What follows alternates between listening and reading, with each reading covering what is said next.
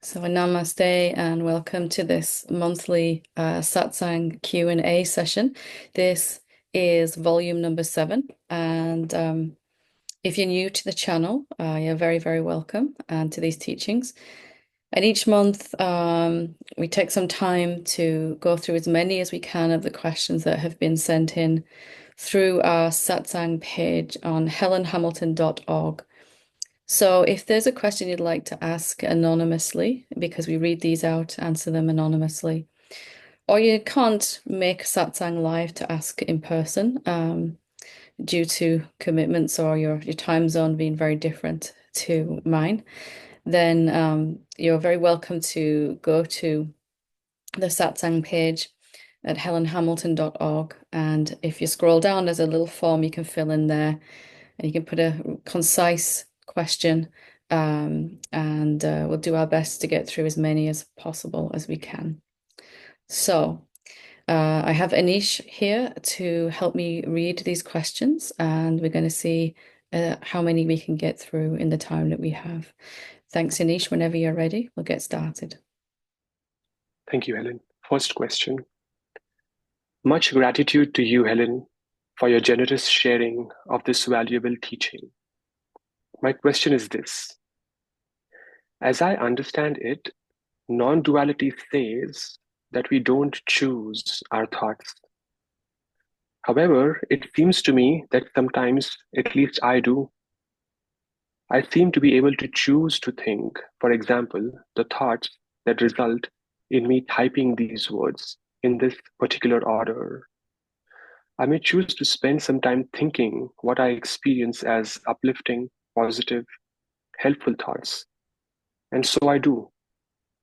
If we don't ever choose our thoughts, how could you present satsangs as you do? How could any of us be coherent in our words and actions? If our thoughts arise spontaneously without any intervention from us, then aren't we automata? Wouldn't our lives and the world be chaotic? That is more than it is, with sincere thanks. Yeah, so it's a very good question. And the idea that thoughts are causing our actions and our words, and that we can even choose our thoughts in the way that we think, is just really not what's happening. Although it seems to be that I can have an intention to think more positive thoughts, for example, and that there might seem to be more positive thoughts after I have this intention. Or I might have the intention, for example, to be more spontaneous in my actions, and that's what seems to happen. But the intention itself is simply a thought. And when we look at it, we don't really have any direct proof that our thoughts are causing our actions and our words. It seems to be that way. But even if they were, can we find a separate person, a someone? Am I a person who's in charge of or in ownership of my thoughts? So, where is the decision or the choice coming from, the intention thought? Where does that arise from anyway?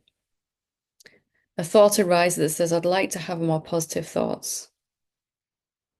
Where does it belong to a person or to something very, very different? Is it arising out of the formless silence that we are? So the reason why it seems that if I have an intention in the example that we're using, I intend to have more positive thoughts, less negative ones, it will seem to be that way. But the intention thought isn't causing anything. The intention actually is arising from a predominant or prevailing level of energy, vibration in the mind and body. And that is coming from where our attention is hanging out more and more often. So if my attention is on what's real, the formless silence that I am, then I'm more likely to have more uplifting thoughts anyway, and an intention for something even better will come. If my attention, on the other hand, is on my thoughts most of the time, this separate sense of a self that isn't really real, then my body mind is going to be operating at a much lower frequency. And so the thoughts that come with that are going to have to vibrate at that frequency. So it's an indirect way that we can choose our thoughts. We bring attention back more and more to what is real about us. Keep seeing that there isn't actually a person here organizing our lives, that the life that we're living is arising spontaneously from that silence that we are. And in the recognition ever more clearly and ever more deeply of who we are, then the body and mind are automatically freed up of more and more limiting beliefs. And the overall frequency keeps rising and rising and rising of the body and mind.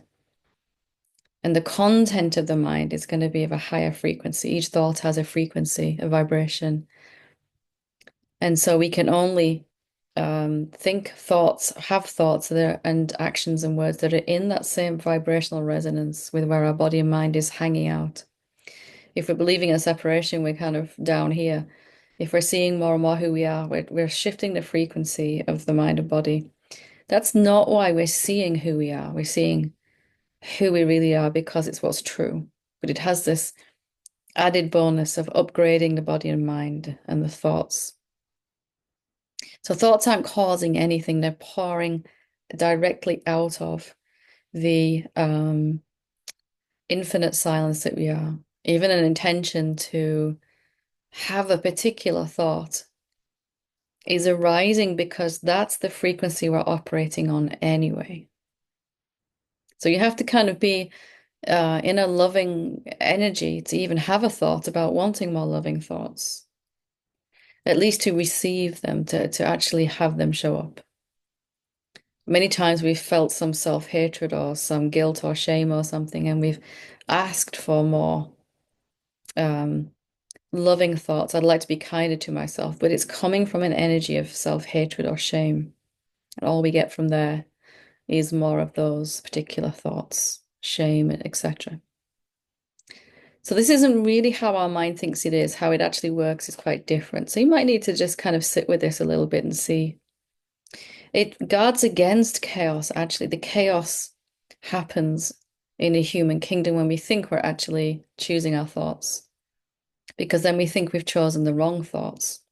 Then we start to blame ourselves and all of that. But actually, there's no chaos or randomness possible in this system because our thoughts that are going through the mind are going to be directly in line with the vibration of the body and mind, which is always being upgraded every day as we keep seeing who we are, meditating, all of that. So, hope that helps. Thanks, Anish.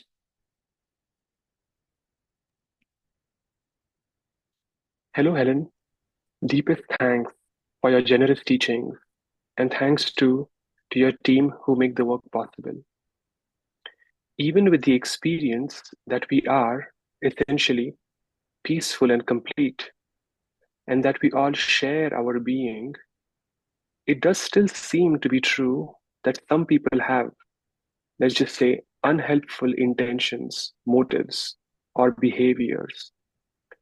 How can I reconcile this apparent discrepancy so that I can be inclusive,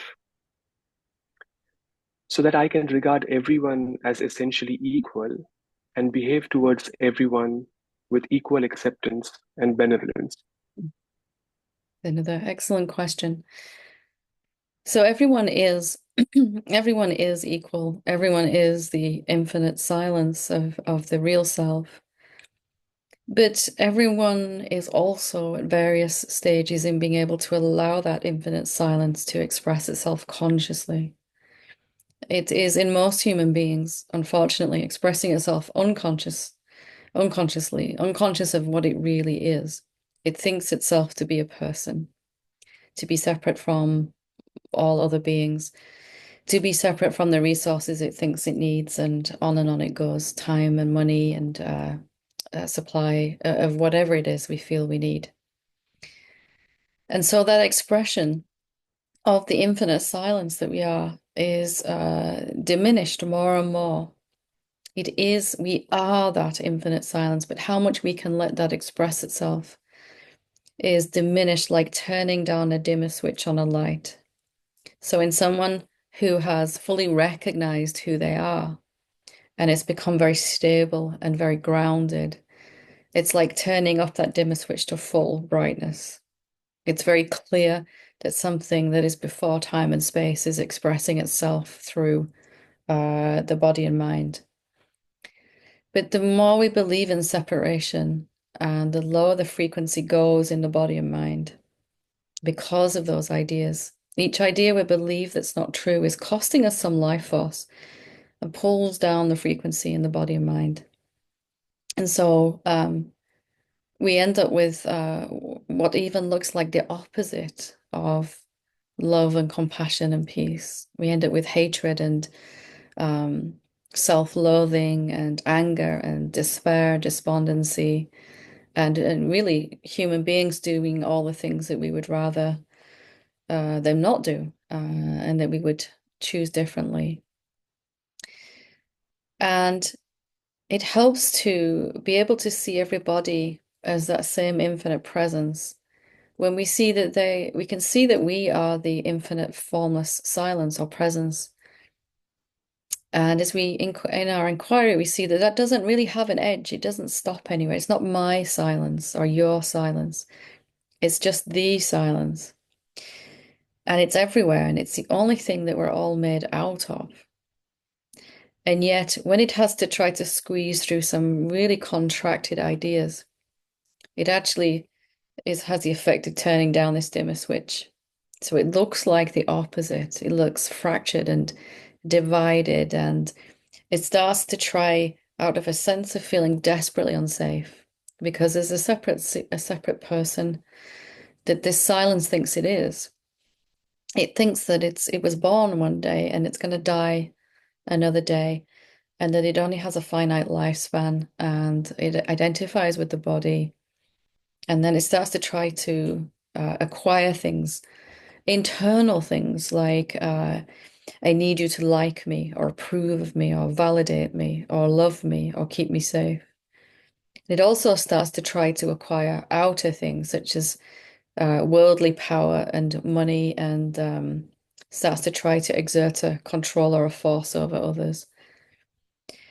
But if we see that that is really nothing wrong with the original light, that just that it has been covered over, that the original purity is still there in its entirety, and yet it can't express itself through these very limiting small ideas.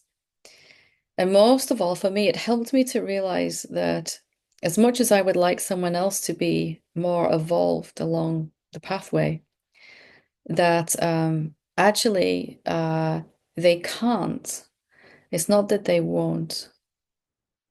It's easy for us to say, to look at a thought and say that's obviously not true.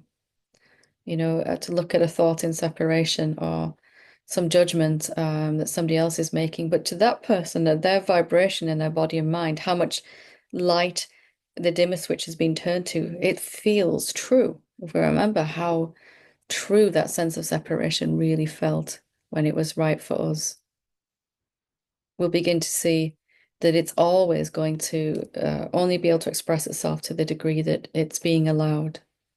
So it's not that they won't, sorry, shift to a higher place of truth. It's that literally they can't. Really, no one has a conversation with anyone else in separation. It is belief patterns talking to belief patterns about belief patterns. That's what human society is in general. It's only really once we've seen who we are that we actually have a chance of having a real spontaneous conversation. So hopefully that kind of helps you to come to a place of equanimity.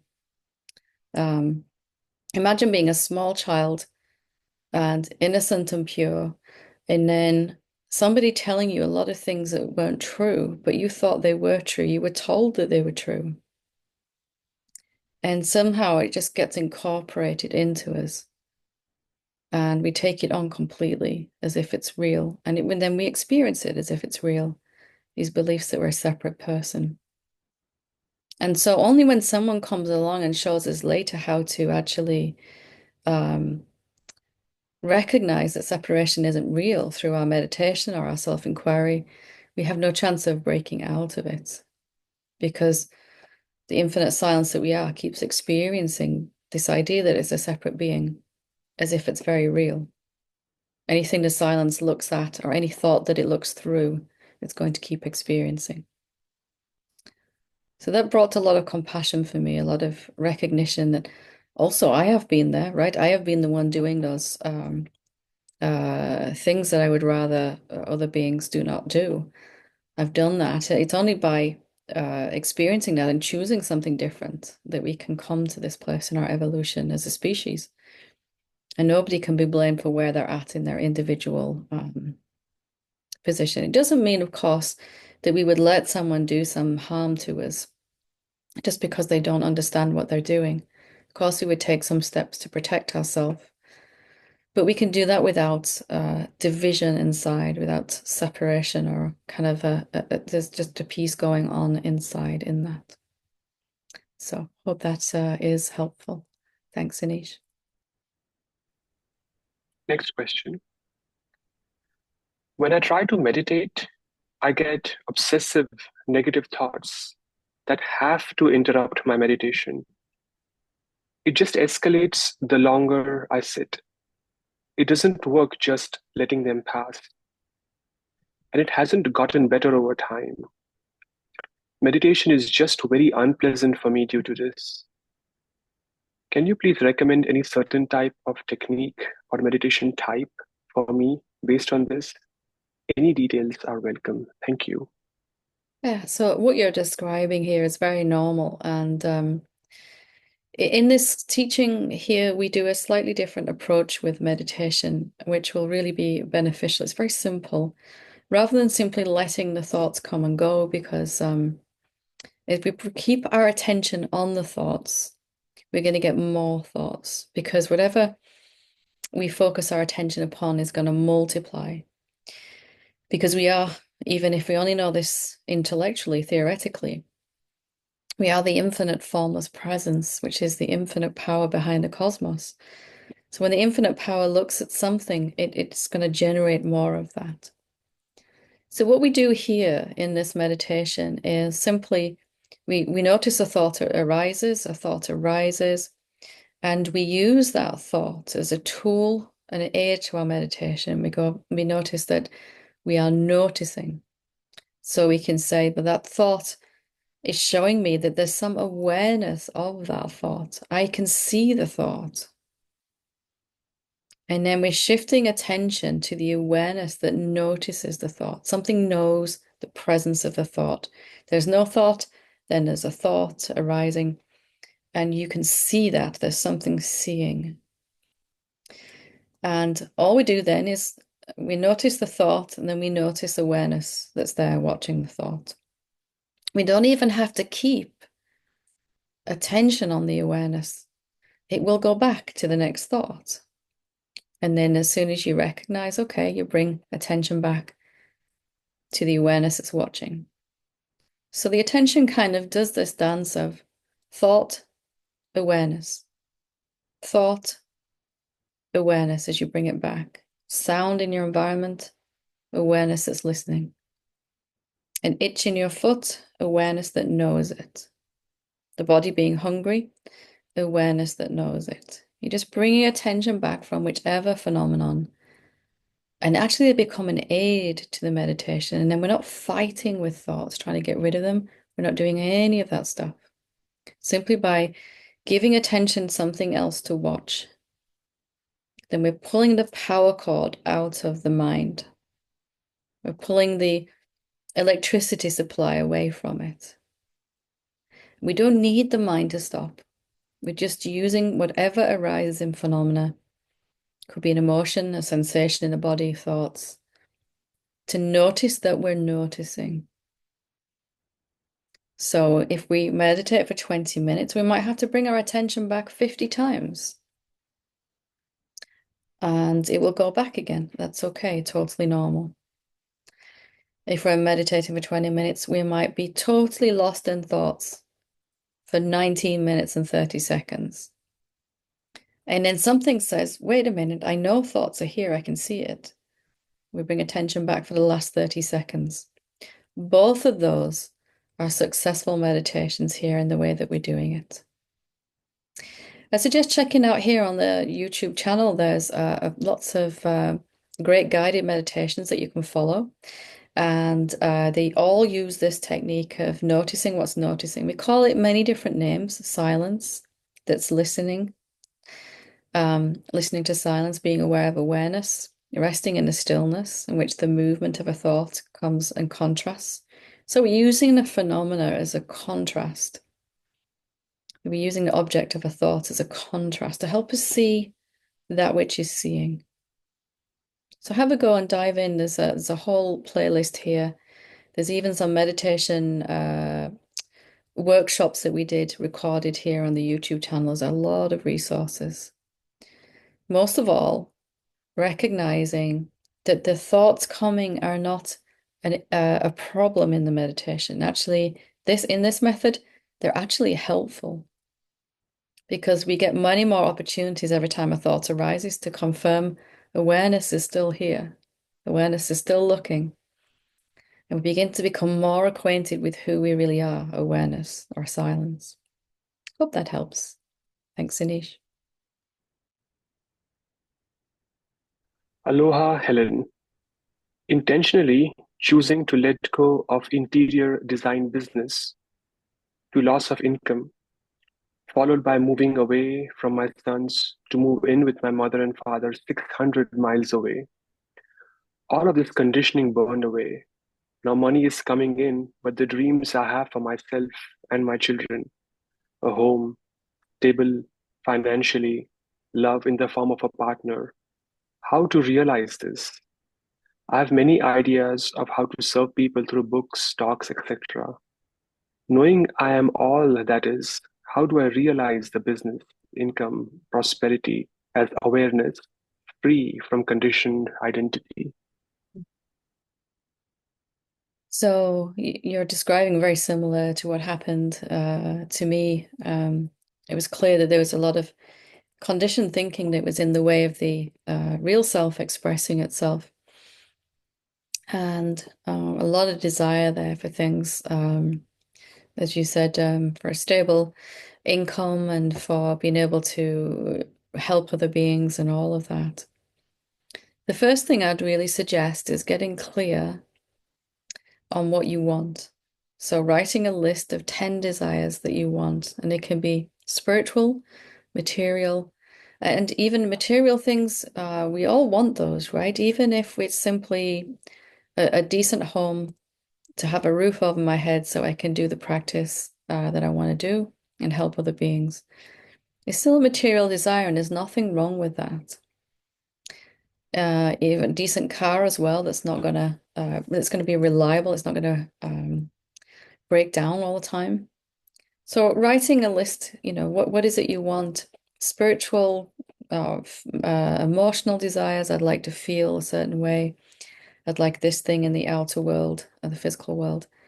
So just getting in touch with what you actually want now, defining that, spending some time thinking about it. Just that. And I know that we might think that we know what we want, but you might be quite surprised if you have to write 10. First, it might be quite challenging to start.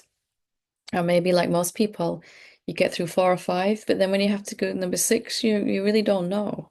It causes us to just stop and have a connect again with what it is we actually want. Then to notice when you think about those desires, which ones feel good and which ones don't feel good in your body. And that will just show us if it doesn't feel good, that there's some limiting belief, which we here in these teachings we work with through contemplation. So you can check that out. Contemplation is simply a way to remove the conditioned thinking that is kind of not allowing the full expression of who you are. Abundance is your natural state. Abundance inside of peace and joy and harmony, silence, stillness. an abundance outwardly of resources, more than you could need.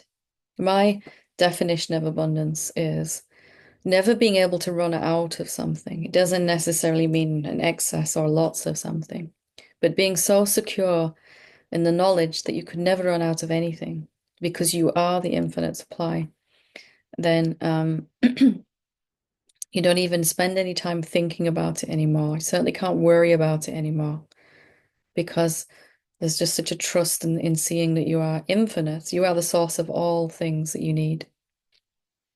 So, writing a list of desires, seeing which ones have some negative emotion around them, looking at the emotion using the technique of contemplation here. And there's plenty of videos you can watch here on the YouTube channel. There's a playlist just on contemplation itself. And working with a question for 30 days. So we have the desire, for example, I would like a really nice place to live that's affordable, where I have an office I can work out of from home, and a nice place where I can do my meditation, my spiritual practice. And it's just a desire that was present for me. I'm using as an example. And noticing if there's any negative emotion in that. That means there's a belief that is limiting the manifestation. Naturally speaking, whenever we want something, it's going to show up in the same or even better than what we've asked for. But the belief is kind of forcing the desire through this shape, and we end up with either the opposite of what we want or some halfway version between what we want and what we don't want, what we're currently experiencing and what we do want. We get some halfway modified version. So our work then is in two prongs. First, we have to know what we want. Then we have to be aware of and contemplating on the beliefs that are in the way of that manifestation. And looking at what it is you really, really want. So when you write these desires, it also helps to ask, why do I want this?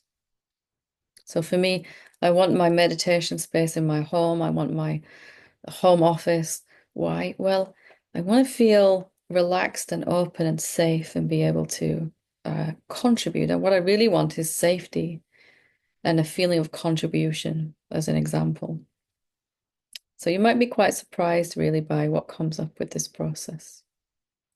Hope that helps. But please write back in if not. Thanks, Anish. Next question. No aspect of creation, rocks, plants, animals, planets, struggle with their existence.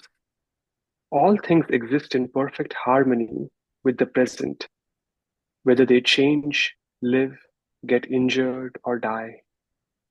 Then along comes the human, who somehow perverts the perfection to perpetually cling to and or reject the present moment and suffer.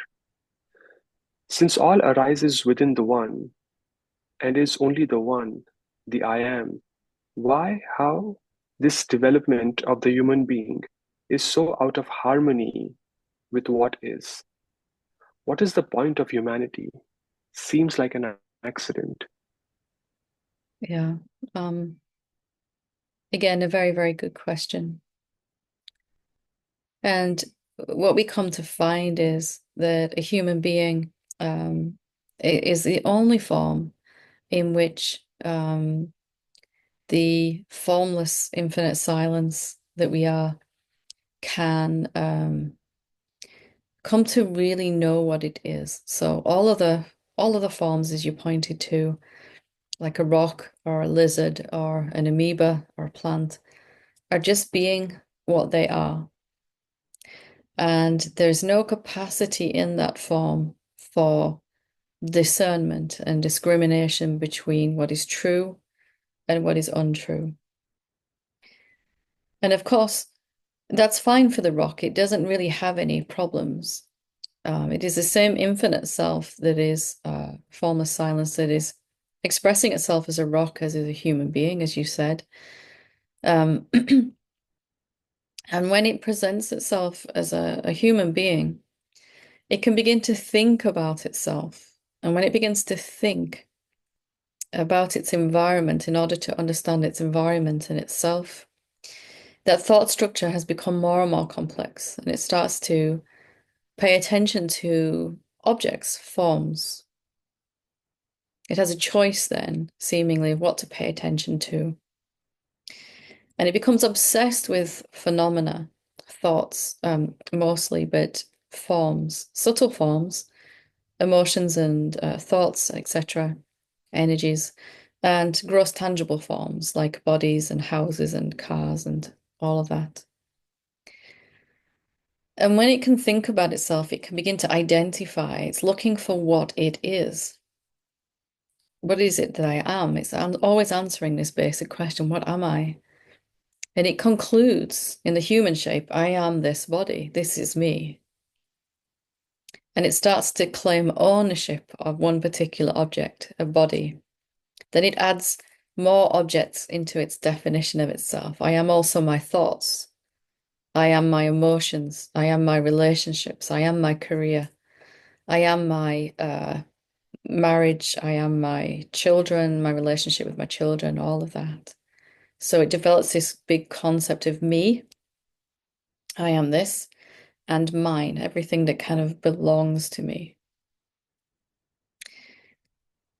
And so because it's identified as at this point, as a separate being, a person, a someone that believes it's stuck in time and space. It had a birth and it's going to have a lifespan and then a death. It gets very, very confused about itself.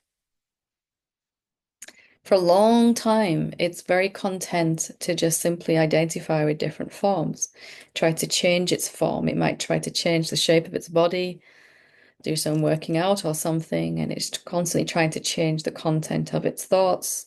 My mind, if I could just have more positive thoughts, all of that stuff. Finally, it could actually finally have the thought that says, where does my body come from? Or what really am I? Or what is reality? Or what happens after I die? Or some kind of thought that is beginning to show that it's becoming interested more in itself than the forms it's identified with. Until it gets to that point, it develops all kinds of thoughts about itself as a separate being. We build a whole identity for ourselves, right? Everything I know to be true about you, me, the world, reality, all of that. Because those thoughts are based in an original lie, which is that I am a separate person, I am only this form, then quite naturally it's out of sync with the rest of everything else that it is. It's kind of like being in a really, really big room, but just kind of going around like this, so that you can't really see anything other than this tiny corner of reality, thinking that this is all I am. Quite naturally, then we're going to be out of sync and harmony with what really is going on. But when it finally begins to realize that it's not actually an object at all, it might be using an object or form to express itself, but it's not a form, not an object, then it's much more free in a thought structure to be able to express itself and to realize that it's not an independent entity. It's not making choices. We all really believe that we can choose which words to say individually, that I'm choosing the words that come out of my mouth. Or I could choose to raise my hand. And I did that separate to the rest of the universe, but it isn't really true.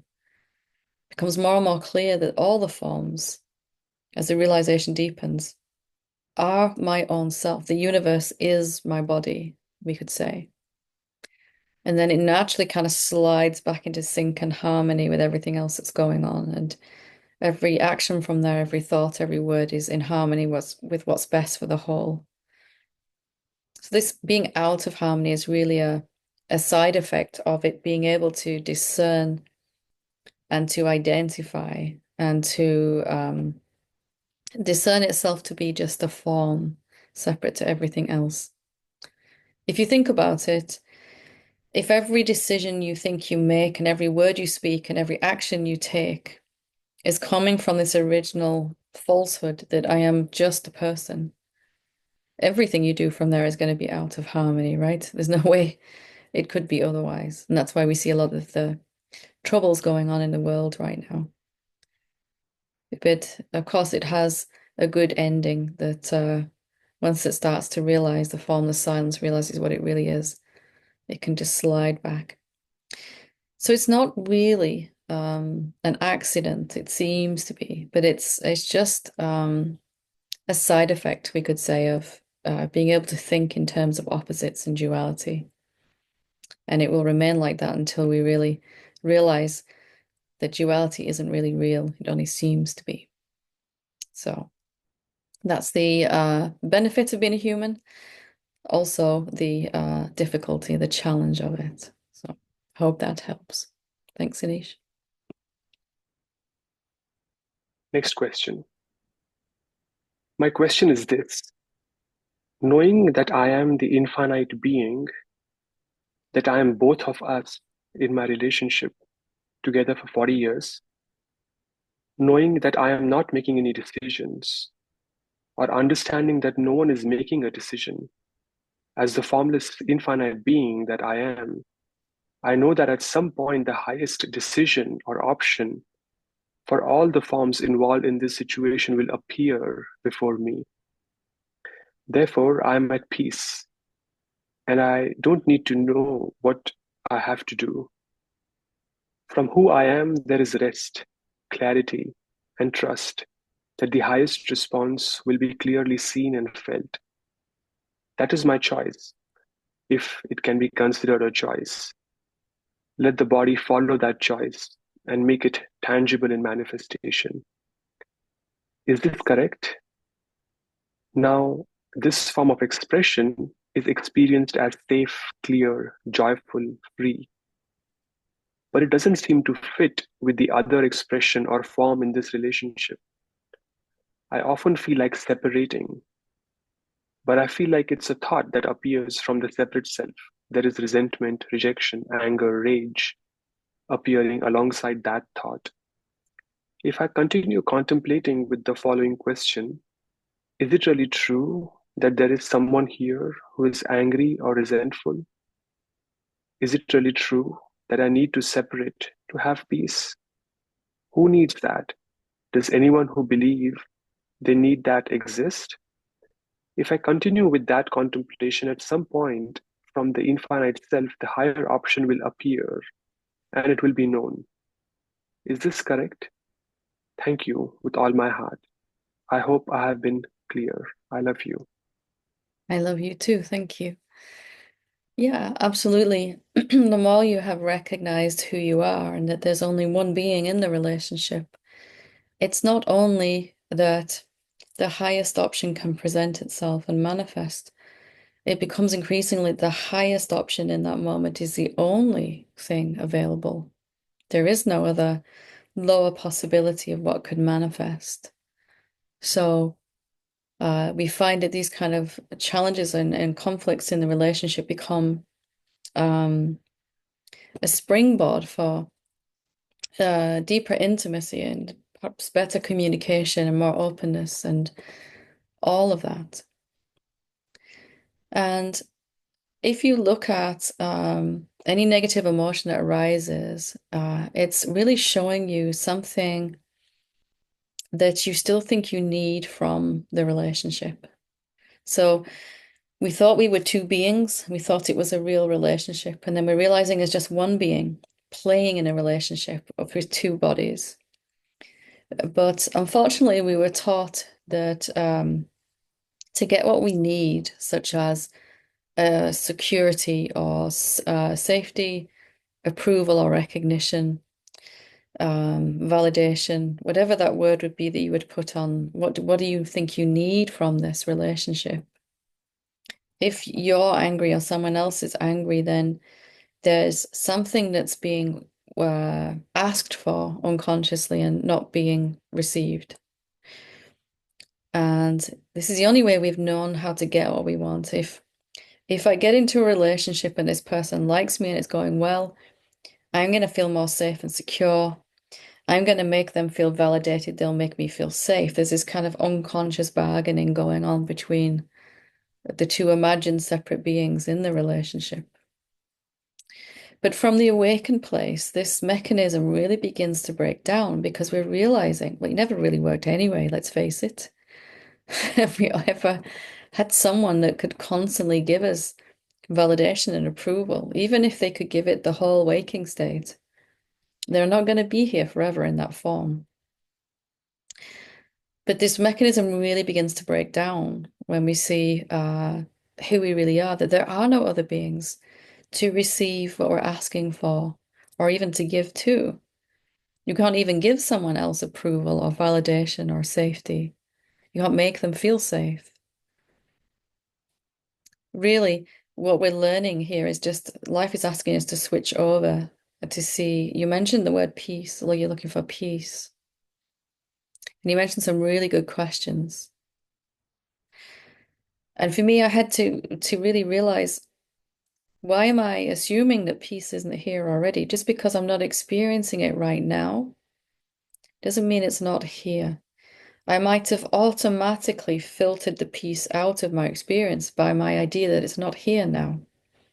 The infinite being infinitely powerful, whatever idea it's starting from in the relationship, if it's assuming there's no peace here right now, guess what we're going to experience? Conflict and challenge and friction in the relationship.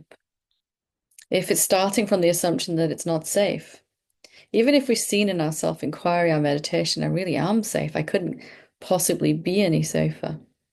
Still, we default to separation mode when approaching our loved one, usually for quite some time, and there's no blame there needed for that. It's just that life is calling us to switch over now. Can I look at what it is I think I need from this person or want?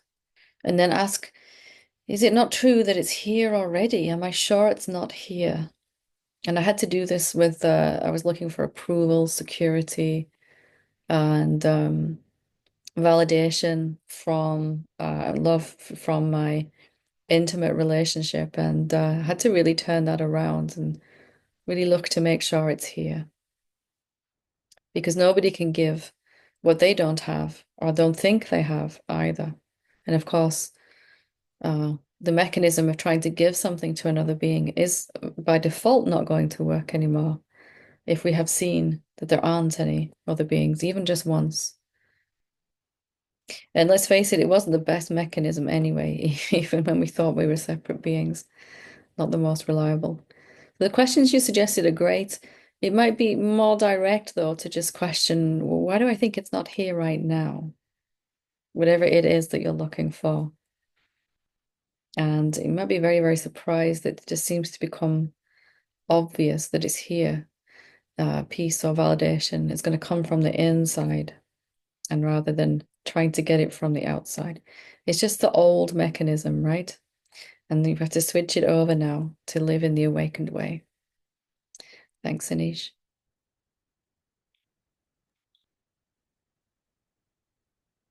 Dear Helen, first of all, I'm very grateful to have had the opportunity to meet you in person. I think all of us who were there felt privileged. Although I'm able to see this now, at the time I was there, I did not feel this way, and that is why I've decided to write to you. From the day before the trip to Madrid, and especially during your teaching, I saw how a kind of internal saboteur revealed itself that did not allow me to enjoy the experience. Sometimes I felt it like an armor that separated me from all the participants and from you. And other times it felt like a little child who kept complaining, I'm sleepy, I'm thirsty, what am I doing here? I shouldn't have come, I'm hot. Reflecting on this experience, I realized that this is something that has been happening to me for some years. It's like a depressive character that tries to convince me that nothing is worthwhile. It's as if when I get my hopes up about something, it's constantly telling me, don't get your hopes up too high. Whatever you do, you won't be happy. The only thing that gives me some peace about all this is that I have finally been able to realize it, and I would like your advice on how to work with it. Thank you very much. So it's very normal to have this defense mechanism, right? That arises uh, sometimes when we're in the presence of an awakened being or a sangha or community. Also arises everywhere in life. There's a subtle, sometimes not so subtle, defensive wall of energy we've built around ourselves, and we have thought that we have needed that because as a separate being, imaginary separate being, life has pushed us around quite a lot because we were living in this idea that we were just someone who needed lots of things from the outside, as we were talking about in the previous question. And life has to keep on reflecting that need back to us, needing but never quite getting because we feel empty of what we need. And it has to keep reflecting that back to us. So that results in not getting the jobs that we want, the money, the relationship, the heartbreaks, all of those things. And by the time we arrive in an authentic community of such as this, as much as we want to take those walls down, first of all, we're not even really aware of them. Secondly, then we might become aware of them as you did when we were sitting there in Madrid and want them to come down. When they don't come down, well, the first thing that most of us do is to go into some kind of self-blame. I should be able to just open up. I'm in this amazing place with my spiritual community. Why can't I just relax and enjoy it? Why can't I be authentic? Why can't I open up? And there's some kind of rejection of ourselves that goes on. But if we can come to really want to understand why the walls were there in the first place, and perhaps that they might have needed to be there while we thought we were a separate being, and that there were other beings that might be trying to harm us either in a subtle or overt way, we might have needed those walls. So just to understand how they came to be built in our consciousness without blame, and that it was the only tool we thought we had at the time. And now we're beginning to realize that we don't want that anymore. But to try to force these walls down has the opposite effect. It makes them even stronger. But to understand, our real self wants to understand rather than to judge ourselves. It's good that I had some way to try to keep myself safe if I thought I wasn't. I can see I don't need it now. But it's okay that it comes down, the wall falls down when it falls down. And I'm not going to use that as an excuse to beat myself up and feel that I'm not progressing on the path. Even for me, when I started to have some people come into my life, many people who were actually reflecting back the love that I really am rather than the self-blame that I had inside. Still, it took me a while to let these walls down, to let people really love me. It's okay, right? The more we can understand and soften our attitude to ourselves, the more we're just gently chipping away at this wall. It doesn't matter when it comes down because, I mean, yes, it feels nicer in the body when the walls come down, of course, but it isn't stopping you receiving. You received everything that was given in that meeting. How do I know that? Well, because I am you. I am the one sitting in the chair with the microphone and sitting in your chair also, and I am the one with the walls still in that body. It's okay. There can be no difference or distance between us, even if our mind thinks there is. You got everything that you needed to get from that meeting as evidenced by this question, this realization that you have sent in. Even to be able to see, wow, I'm so kind of guarding and defending myself is a huge breakthrough. Like you said, now you're aware of it. Then you can softly, gently intend for it to come down, bit by bit when it feels ready.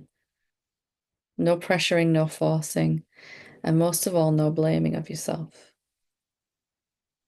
In fact, even the desire to have these walls come down means it's already beginning, cannot be stopped. The infinite self that you are has wanted to experience itself as a separate being. And now it's bored of that, very, very bored. Now it wants to experience what it's like to love unconditionally and openly. The first way we do that is not with other beings, it's with ourselves. Can I love myself despite the walls I've built, as well as the walls I've built? Can I be gentle with myself and say, it's okay? It's all I had at the time.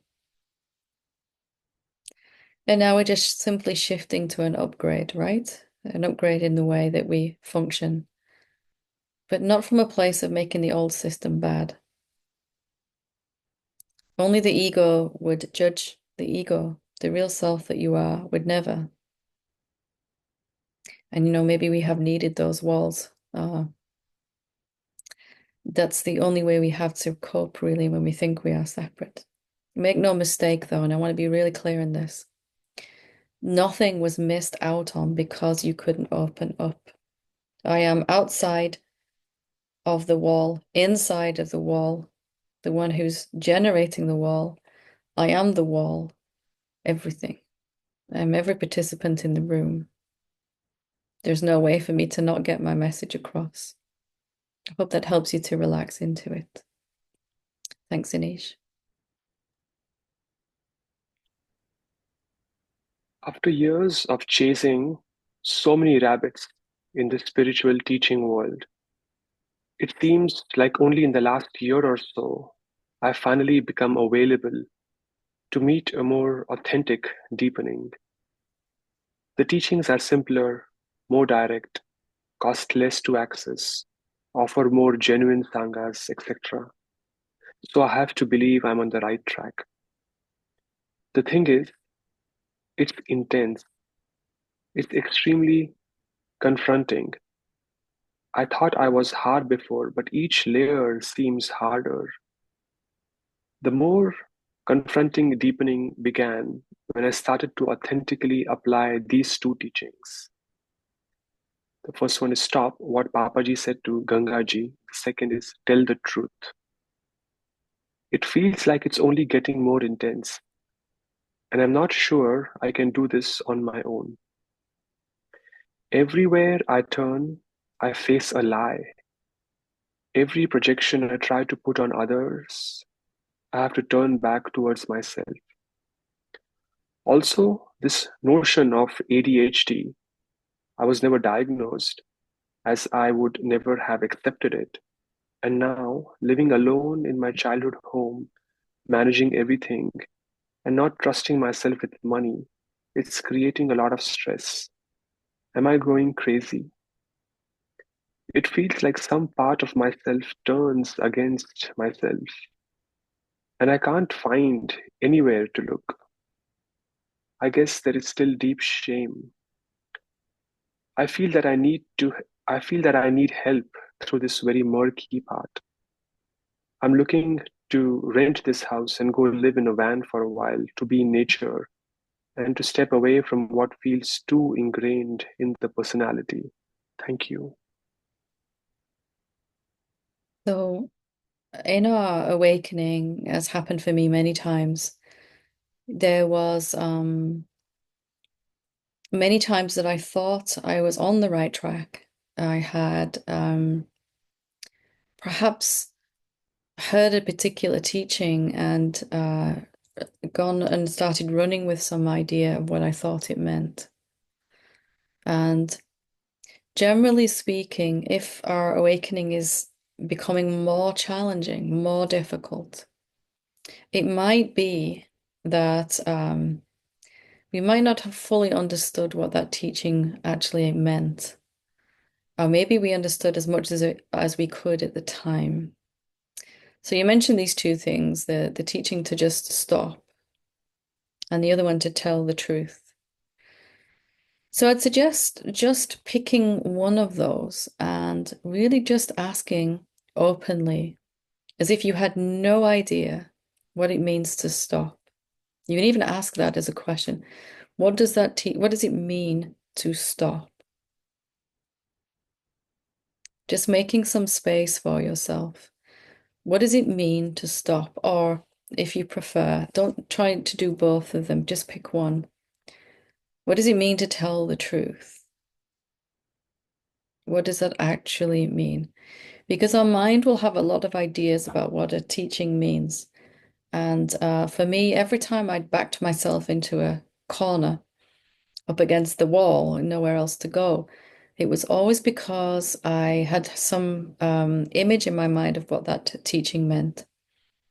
And the mind always does it, right? If you listen to this, the answer that I'm giving you now, your mind is trying to form a picture so that it can take it and run with it. That's what the mind does very, very well. But we can practice a little slowing down here and just asking, just sitting with the pen and paper, maybe, and just looking at what does it actually mean to stop? Before I go trying to practice something, let me double check that I have understood what it means to stop. What does that actually mean? And we can do this with anything. You know, if you hear that I'm talking about contemplation to someone, for example, a really good question then is what actually is contemplation? I think I know what it is, but I'm open to actually see. And paradoxically, this is the awakened way. So whenever, for example, if you and I were talking and you were mentioning that you have some fear or some whatever you were saying to me, immediately there's this kind of openness now that's just been formed by habit, which is what is fear? I don't actually know what that is. I might not verbalize the word, but there's a deep curiosity. What is that? What is it? So you're orienting yourself from a place of not knowing. We have been told that knowing exactly what to do and how to live is safety and security, but actually it's not. It's quite the opposite, really. It's okay to not know what this teaching means, isn't it? To give yourself permission to just actually find out, to ask. Not asking anyone in particular, of course, if you have a particular favorite awakened being, or you can connect with them and just ask psychically, what does this mean? What does it mean actually? Or you can ask the Buddha or Christ or whoever, but just asking, what does this mean? Immediately we begin to feel some relief just from the fact that we can finally admit we do not know what it means. An awakened being is really only one who really, really knows that they really, really do not know anything at all. And it's a very simple way to live. There's no stored definition of anything in the consciousness anymore. And even if you think you have some epiphany about what it means to stop, as an example, that's only for now. What it means to stop tomorrow might be different. I had to ask this question, what does it mean to rest as a self? I had to continuously ask this question. I heard this teaching again and again along my journey. Stay as the infinite self. Be the awareness. Okay, what does that mean? After several attempts, I realized I don't know what that means. So you can just try it now. Just take a moment. What does it mean to stop?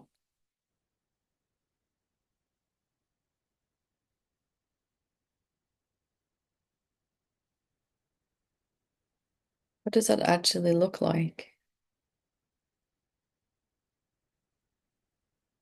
If you kind of really embrace this, you'll find in a strange way that you don't even really care what it means. You just like not knowing what it means. You'd rather not know.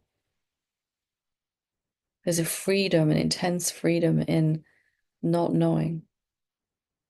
When you really like this, when you play with this, you find that eventually you can go through your entire existence not knowing anything, finding it out as you go. Oh, today What it is to be me today is to record this session. Later, it will be to have dinner with my family. Tomorrow, it'll be something different.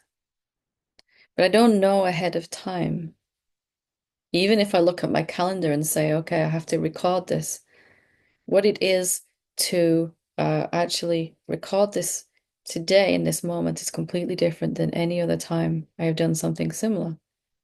It's new and it's fresh and it's light.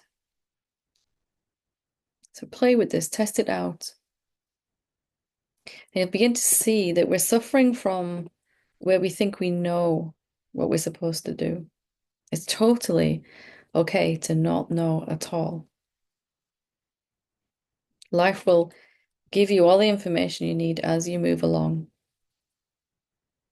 Noticing gently without blaming yourself, this mechanism that functions inside to take any information that comes, especially spiritual information, try to put it in a box and package it and go, this is what I call meditation or self-inquiry or whatever it is, right?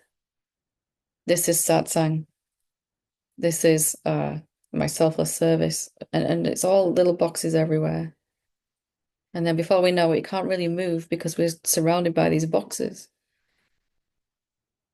So we're just like opening them up and admitting that we don't really know. And that's actually really where the peace is. So I hope that helps you to kind of find a authentic stop. For me, and this is just my definition, and this was the first definition. What it means to me to stop is, I don't know. I would find out right now in this moment. The first time I asked myself, what does it mean to stop? There was just kind of this open, quiet listening that was going on.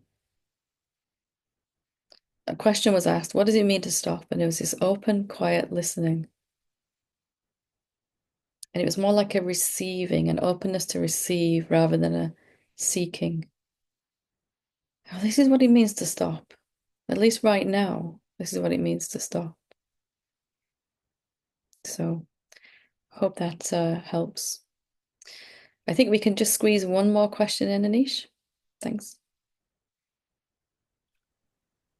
Dear Helen, when the separate self and its ways have been identified, and bit by bit it has been seen through, accepted, and let go of, when it no longer serves as a reference point for what is meaningful, and when the silence, peace, and beingness of the true self increasingly and consciously prevails, what would you say is revealed to be the meaning or purpose of life in this realm and on a day to day basis? Mm. Shockingly for me, I found that there was no meaning or purpose. And at first, that was very, very shocking to the mind, frightening to my mind. Even the meaning or purpose of trying to discover who I am began to fall away. And even the reason for my whole search and journey was falling away, the purpose. And quietly, but persistently came this kind of the meaning of life is just life. It's just life being itself, right? It's just life doing its thing, existence existing. You could say maybe there's a very, very loose meaning, purpose behind existing to, at least in the human shape, to recognize what it really is. Existence wants to know what it is. But even that is held very, very loosely. And that we can function actually quite well without any meaning or purpose. In fact, we can function even better without any meaning behind any, no action has any reason or purpose why we're doing it. Even as I'm speaking these words, there's no reason or purpose behind these words for you to understand what I'm saying, even. They're just what is arising spontaneously, just as your question arose spontaneously. The mind might think the question has arisen and the answer is arising in order for you to kind of come to understand who you are even more clearly, or how the awakened self functions in a day-to-day normal way. But the question is really arising and the answer from that place where there is no meaning or purpose needed. It is enough that we simply are. And to ask why from there is really quite ludicrous, actually. Why is this? Well, because it is, you know? And the mind is, yeah, I want a more satisfying answer than that. Why is the self, the infinite self, why is it the infinite self? Because that's what it is. Why does it move the way it moves? I really don't know. Why does it seem to want to do certain actions, speak certain words, and all of that? All I can say is that there really is no purpose. And it sounds very fatalistic or meaningless in the way that the mind would think, that there's just chaos, randomness, and no order to anything. But actually, from the place where there is no meaning needed or even purpose, somehow our hearts are full and our minds are peaceful. But I'm not doing any activity to get something or speaking any words in order to receive something or even to give something. There's a deep quietness and peace in that. When I first started teaching, I should expect, like most spiritual teachers, I started teaching in order to try to help people wake up. That was the purpose. And it backfired on me very, very quickly. There is no one else to help. If I'm doing this, I have to do it really only. Maybe the purpose is for joy, then. That's really all we're left with, the joy of the infinite self expressing itself. Whether it's talking to someone in satsang like this, or whether it's talking to someone in the grocery store who thinks they're a separate person, the same amount of joy is equally present. That's probably the only answer I could give you that was anywhere near true, maybe just for the joy of it. Even that I wouldn't hold on to too lightly. Paradoxically, when we let go of meaning and purpose, needing those things, there is only meaning and purpose. There's meaning and fulfillment and purpose in everything we do. Even something as simple as making a cup of tea becomes a profoundly meaningful experience.